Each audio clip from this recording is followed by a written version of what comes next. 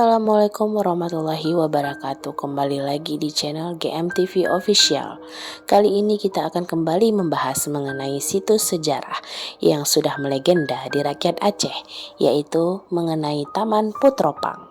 Taman Putropang sangat dikenal sebagai pembuktian cinta dari Sultan Iskandar Muda kepada permaisurinya, yaitu Putro Pahang dari Malaysia.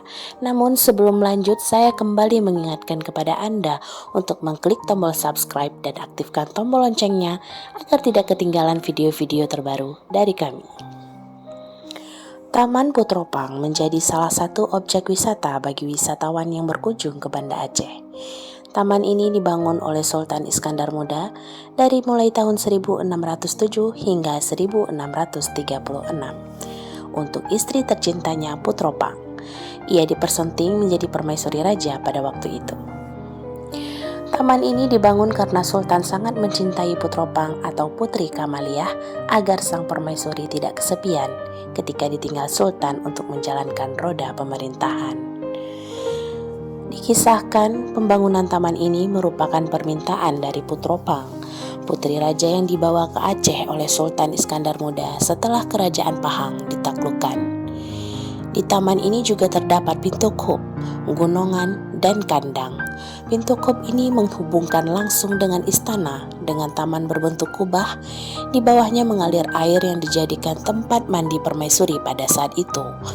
Anak sungai itu sekarang diberi nama dengan Krung Daroy. Pintu kub yang dibangun digunakan tempat beristirahat bagi Putropang selepas mandi di Krung Daroy, bersama dengan dayang-dayang yang membasuh rambut permaisuri sembari keramas dan mandi air bunga. Gunungan tersebut dinamakan Taman Gairah atau Taman Para Raja yang menjadi bagian situs sejarah kejayaan Kerajaan Aceh. Sedangkan kandang dijadikan tempat makam Sultan Iskandar Sani, menantu Sultan Iskandar Muda yang memerintah tahun 1636 hingga 1642 Masehi. Iskandar Sani adalah anak Sultan Pahang Malaysia yang menikah dengan Sultanah Safiyatuddin Tajul Alam pada tahun 1642 hingga tahun 1673 Masehi.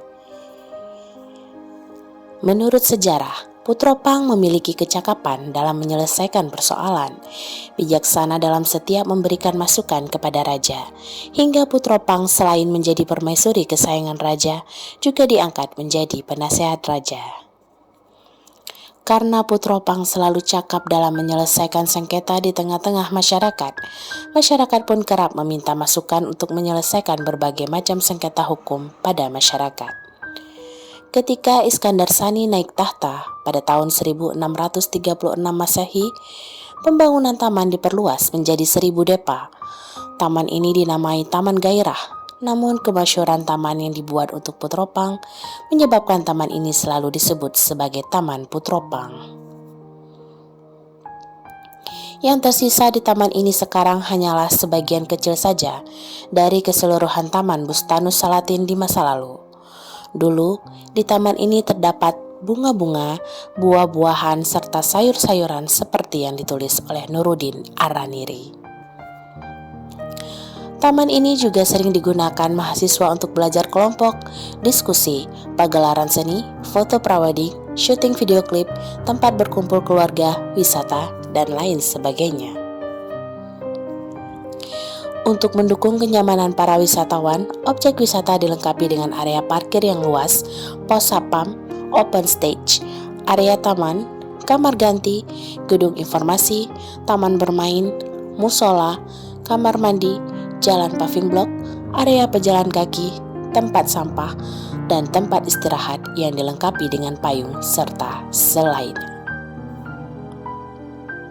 Wisatawan bisa berkunjung kapan saja ke taman ini karena taman ini dibuka setiap hari dari pukul 8 pagi hingga 18 WIB. Bagi yang ingin berkunjung ke taman ini tidak dipungut biaya sepeser pun.